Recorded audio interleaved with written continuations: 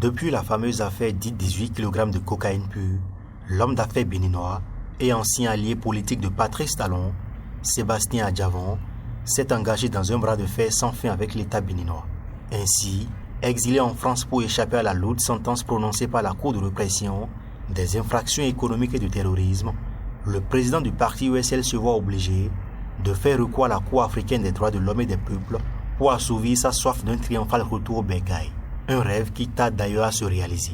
Alors, au moment où l'homme d'affaires est issu des échecs, sur toute la ligne devant la justice de son pays, la Cour africaine des droits de l'homme et des peuples ne cesse de multiplier ordonnances et arrêts pour condamner l'État béninois qui semble être frappé d'une surdité mythique.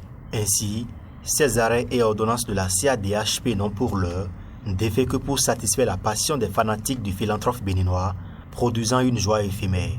Pourtant, Adjavon ne tarit pas d'inspiration en matière de griefs à porter devant la Cour contre le Bénin.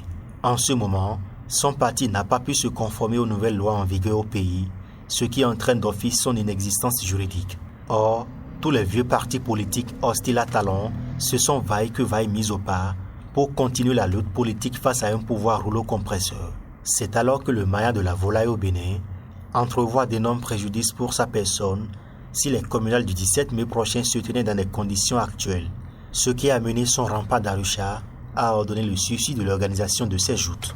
Une injonction à très faible chance d'exécution avec le pouvoir de la rupture qui a même bravé la terreur de la Covid-19 en maintenant le scrutin.